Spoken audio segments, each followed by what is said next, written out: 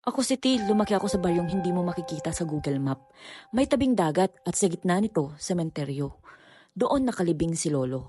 Pagkatapos ng burol, may napansin akong bagong hukay sa puntod niya. Parang gumalaw ang lupa. Lumapit ako at may nakita akong kaluskos. Walang hangin, walang tao, pero may kung anong gumalaw. Kinabukasan, bumalik ako doon. Doon ko siya nakita. Isang batang payat, maputla, nakaupo sa tabi ni Lolo. Nanay ko yung naghukay kagabi, sabi niya. Gusto raw niyang tikman si Lolo. Parang may humawak sa mga binti ko. Tumakbo ang bata. Nawala sa likod ng mga nitso. Iniwan akong nanginginig. Pag-uwi ko, tumilaok na ang mga manok ng 12:00. Nagkasakit si Mama.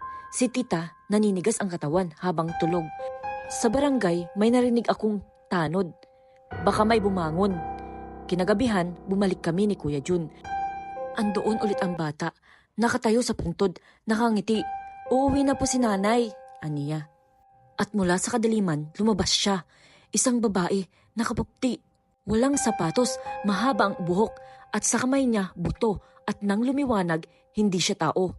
Mahaba ang muka, kukoy itim, dilay parang ahas. Lumulutang ang bestida habang papalipit siya. Umalis kami sa baryo ni Mama. Dinala agad sa ospital.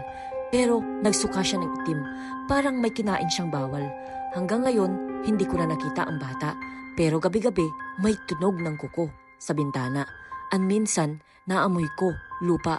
Sabi niya kasi, hindi pa tapos kumain si nanay. Follow me for more stories like this.